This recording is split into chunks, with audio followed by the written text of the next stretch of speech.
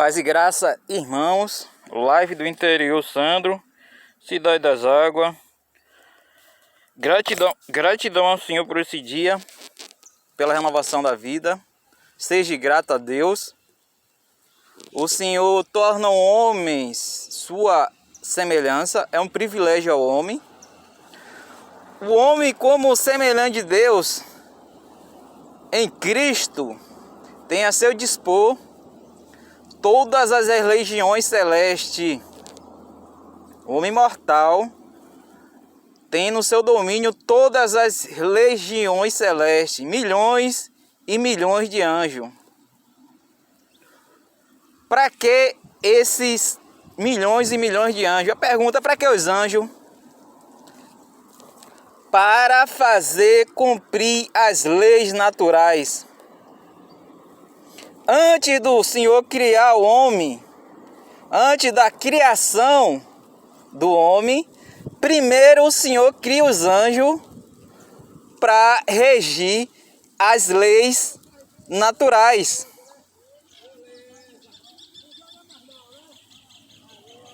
Entendeu isso aí, bênção? Entendeu, irmão?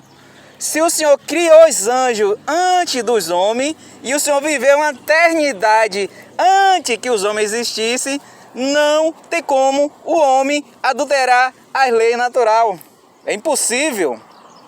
A lei do Senhor ela é perfeita porque ela está do início ao fim da criação. É a mesma fala para o início, para o fim. Eu vou dar um exemplo. Não adultere.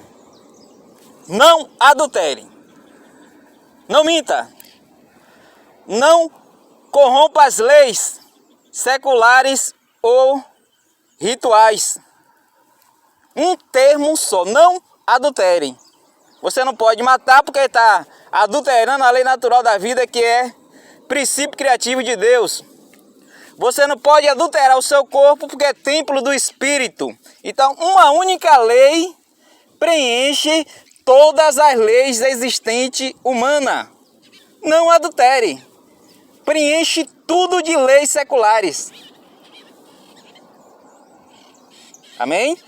E existe exatamente os anjos para fazer as leis cumprir. Amém? O Senhor ele dá a vida, promove a vida. Ele renova a vida todos os dias.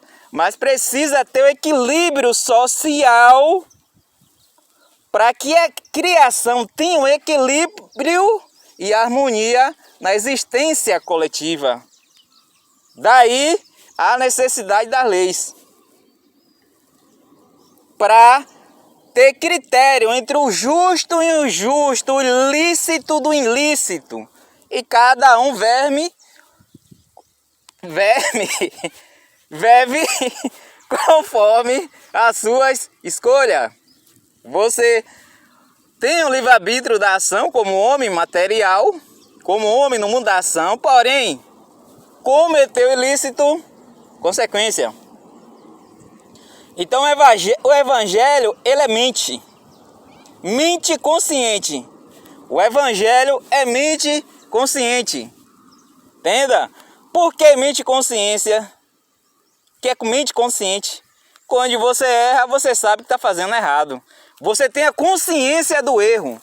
Então, quando você pensar em fazer o erro, aí você ora, jejuma e se arrepende. Antes, meu irmão, antes, no pensamento. Depois você faste para ação, é consequência. Partiu para ação, consequência. Então, no homem está o bem e o mal. Então o homem ele cria o bem e cria o mal. Quando diz não minta, que os homens mentem, conflitos globais. Os conflitos globais são gerados pela mentira humana. Só para você ter ideia daquela sua mentirinha que você omitiu, o poder que ela tem no ciclo coletivo, que um mente, 2 mente, 3 mente, 4 mente, 5 mente. O conjunto das mentiras promove as guerras e conflitos do mundo. Quer promover a paz? Não minta. Basta não mentir e você já está tornando o mundo pacificado. Porque a mentira é o ilícito mais frequente cometido pelo conjunto humano. Há situações que cada fala humana, de cada 10 palavras expressas durante o dia, 9 é mentira. 9 é engano, quer dizer, em cada 10 palavras humanas emitidas pela fala humana, 1 é verdade e 9 é mentira. Só para você ter ideia da maldade gerada pela mentira. Então não minta, que você já está promovendo a paz no mundo. Você já está sendo pacificador. Amém? Vamos fazer a leitura do livro sagrado, da Escritura Santa. O texto bíblico é de inspiração espiritual. Homens não devem ser sentados para evitar a idolatria. Todo o conceito bíblico das suas leis é remetido a Cristo ou ao Espírito. Acabou. Não tem negócio de estar falando, que foi fulano. Que foi Beltrano, teólogo, filósofo, mentirólogo que viveu no século passado que deu. Negativo, o Espírito. Toda a concepção dos evangelhos é do Espírito, acabou. Homens são homens, não deve ser idolatrado. Então toda vez que você levar a mensagem do evangelho, o texto é de inspiração do Espírito. Porém, dentro do contexto histórico, você está fazendo estudo histórico, está fazendo a faculdade de História, para seu conhecimento histórico do fato, os homens são citados. Os apóstolos, Noé, Abraão, Jacó, dentro do contexto histórico, dentro da inspiração do texto, Espírito, acabou. Homens não devem ser citados. Então, na instrução do Evangelho, evite pronúncias de homens. Simples assim. Por quê? Para evitar a idolatria. Bem fácil, a gente fala porque as pessoas têm dificuldade de compreender. Não adianta você estar decorando o nome de teólogo, não tem a menor importância. É um homem, é um vaso, morreu como outro qualquer. Não tem relevância nenhuma. É um homem comum. Homens, vaso, homem, não tem importância nenhuma. É tudo igual. Não tem maior ou menor. É um homem com condição financeira ou sem condição financeira, não importa. É um homem. Gênero humano é um homem. E o homem deve se conter em sua insignificância, para não se complicar com o espiritual. Um homem é insignificante no espiritual, porque existe a coletividade do gênero. Se eu tenho a unidade do gênero humano, um homem pode falar por todos. Basta estar dentro do equilíbrio espiritual, ter a coerência da lei espiritual, que basta um homem para falar por todos. Tanto é que Cristo salvou a todos, um único homem. Daí a insignificância do homem, pois se um tiver correto, todos os demais estão errados. Daí a sua insignificância como ser do gênero homem. Tenha humildade. O livro é santo. Convinha a oração e respeito ao Evangelho, à Bíblia. Respeite a Bíblia, o Evangelho. Se você não respeitar o evangelho, você se complica todinho. Porque na Bíblia, esse livro que cada homem pode ter, tem a lei dos cósmicos escrita aqui. Você tem um poder ilimitado em suas mãos. A Bíblia, meu irmão, não é dinheiro não. Não é seu carro, meu benção. Não é aquele seu renca de papel, dinheiro que toca fogo e não vale nada. É a Bíblia. O maior tesouro do homem é o evangelho.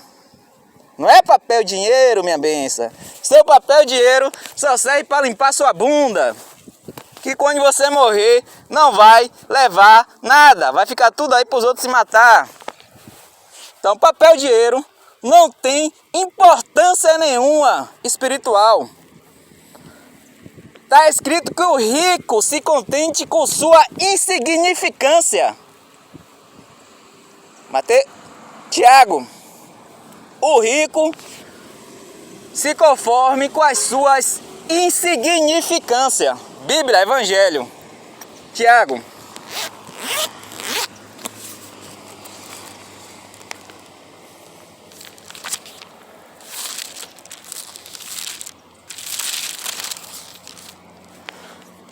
Oremos, pois vamos fazer a leitura do livro santo. Senhor, conceda-nos a sua sabedoria, a sua paz, o seu amor. Perdão te peço, ó eterno Deus Altíssimo, elevado nos mais altos céus, por nossos desejos carnais, oriundos das emoções humanas, ó Senhor, purifica-nos desses desejos da carne. Tendes misericórdia, pois sois misericordioso. Santo, santo, santo é o Senhor dos exércitos. Amém. Provérbio 21, 27. O sacrifício dos perversos já é abominação, quanto mais oferecendo com intenção maligna. Aqui, se você errar, cometer ilícito e prestar, ofertar ou fazer o sacrifício depois do pecado, do ilícito, não tem conversa. Você vai passar pela correção. Então, o evangelho é para você não fazer, fez, não adianta orar mais. Você vai passar pela consequência. Ah, eu cometo adultério e depois eu vou jejuar, exemplo. Jejuar e orar. Negativo, meu irmão. Você cometeu adultério, você vai jejuar e pedir perdão, pior, você planejou, você vai sofrer mais ainda. Porque você tinha consciência que não podia fazer. Então você opta em fazer ação. Ah, vou fazer porque depois eu vou jejuar, pedir oração que o Senhor vai perdoar. Negativo. Engano. Você vai sofrer 3 vezes mais. Ah, eu vou mentir porque eu vou jejuar e orar e o Senhor vai perdoar. Negativo. O Senhor vai lhe perdoar para você não mentir novamente. Mas se você já mentiu ou já adulterou, você vai passar pelas correções. Da outra vez, se você não adulterar de novo, aí sim, né? Mas você cometeu ilícito, você sofre. Por isso que as pessoas, quando estão na cama do hospital, no leito, pede a oração já no leito. Aí, meu irmão, vai ter que ficar lá. Não vai resolver. Era para jejuar e orar antes de ir pro leito. Quem já está no leito é porque já cometeu ilícito. Vai ter que passar. Passa pelo leito, quando sair se adulterando, não adultere mais. Não, você volta de novo, pior ainda. Vai piorando a cada vez. Você mentiu, pediu perdão, o Senhor perdoou. Mentir de novo, pior. Mentir de vez, pior. Vai piorando a cada vez até que a vida é ceifada. A testemunha falsa aqui, ó isso aqui. A testemunha falsa perecerá, mas ao auricular falará sem ser contestada. Ou seja, você pode expressar a verdade. Se você mentir na sua ação, se você mentir em qualquer situação para tirar proveito da situação, você já é réu. enganador. Então, se você mente em qualquer situação adversa no seu dia a dia, para que você tenha o prazer material do seu corpo, carnal, enfim, se você mente em falsas palavras, falsa testemunha, para ter um benefício, seja ele um prazer, para adulterar você tem que mentir. Entende? Então, se você mente na sua expressão para ter o benefício, seja ele dinheiro ou satisfação do corpo, você, meu irmão, lindinhos, tá com sérios problemas. Vai sofrer na sua carne. Vai sofrer, você vai cair, vai se ralar, você vai sentir dores, doenças e enfermidade resultante do ilícito.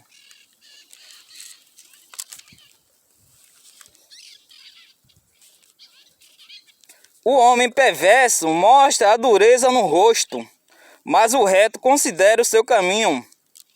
Ou seja, não adianta eu ser perverso e ter aquela atitude de autoridade. Não, meu irmão, você.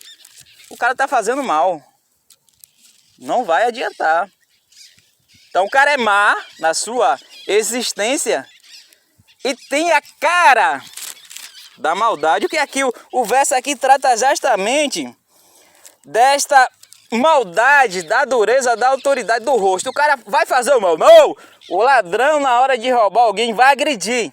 Normalmente é muito comum o cara roubar e chamar a vítima. O cara tá roubando e agride a vítima verbalmente. Aí o verso trata dessa questão aqui, ó, da dureza no rosto. Não faça essa merda. Como é que você vai roubar e agredir quem você está roubando? Além de você estar roubando, você está agredindo. Ó. Não faça isso. Já que vai roubar, pelo menos seja civilizado. Porque se você agredir a sua vítima, você tem um dolo, 3 pecados em um, morte. A palavra previne isso aqui. Não há sabedoria, nem inteligência, nem mesmo conselho contra o Senhor. O cavalo prepara-se para o dia da batalha. Encerramos aqui. Então, não há inteligência capaz do homem. Não existe sabedoria no homem capaz de superar a sabedoria do Deus vivo. Não tente, porque a sabedoria é oriunda do Senhor. Toda a sabedoria existente que o homem conhece é oriunda do Senhor. O problema é que o homem, na sua pequenez evolutiva, não conhece 10% da sabedoria de Deus. Não significa que a sabedoria não existam. Então, tenha humildade, porque o homem hoje não tem sequer 10% da sabedoria de Deus. Não conseguiu chegar ainda a 10% da sabedoria de Deus. Então tenha humildade. Em primeiro lugar, Deus é tudo, todos, que não foi criado por mão humana. O sol, a lua, as estrelas, o universo, as galáxias, a terra, árvores, plantas, animais, tudo é Deus. Só para você ter ideia do Deus. Então tudo que o homem viu, ainda não viu, nem descobriu, é o Deus. Que o homem ainda não descobriu 10% do universo. É, meu irmão, o homem ainda não descobriu 10% do universo e nem tampouco todas as espécies existentes aqui mesmo na Terra. Então tenha humildade. Tenha humildade. Vou repetir. Tenha humildade na sua insignificância existencial. Vamos deixar os 3 conselhos para a sua vida. Meu amado, não adultere. Não adultere. Adulterou, você vai sofrer na sua carne. E o sofrimento é de extrema violência. Quando um corpo passa ou sofre ação de extrema violência, é resultante do adultério. Adultério, meu irmão, não é opcional. Vai doer e muito no seu corpo. Por que dói muito no seu corpo? Porque o templo do Espírito é seu corpo, a casa. Uma casa, ela é igreja quando o homem está dentro. Quando existe um grupo de pessoas naquele ambiente orando, a igreja está aqui. Se eu tiver 2 ou 3, a igreja se faz presente. Só que o homem é 3 aspectos, a igreja está presente. O homem, como cristão, é 3 aspectos. Então a igreja está aqui agora. Então, a igreja não é uma casa, não é uma obra feita por mão humana. É todo o planeta vivo, incluindo o próprio homem. Então, quando você adultera o seu corpo, você está adulterando a igreja. Aí você tem um problema. Impureza. A roupa, meu irmão, minha irmã. É, meu amigo, a roupa. Roupa é problema. A orientação é simples. Vista a roupa folgada até o joelho e cotovelos. Homens e mulher na mesma medida. Não tem negócio que é homem que é mulher. Para a lei não. Então qual é a medida padrão espiritual? Joelhos, cotovelos, folgada. Nesse critério a maioria dos homens cumpre. Daí a impossibilidade das mulheres subir em altar, a lascívia. Devido à lascívia não vestir, que a lascívia era não vestir, não tentar, não se comportar, pela coletividade, mulher não pode subir no altar. Aí já é uma ação coletiva feminina. Porque eu tenho mulher que se veste até no pé e tem mulher que se veste com um shortinho. Tem mulheres, na sua maioria, que seduz com o corpo. Tentação, não pode tentar com o corpo. Então, na coletividade, a ação de tentação do corpo, a igreja feminino é maior do que a masculina. Isso tira do altar a mulher. Não insista. Não insista. Uma mulher não pode subir em altar. Porque está sujeita à lascívia coletiva. Do círculo de lascívia. Não insista. A doação. Doação é ajuda aos mais humildes.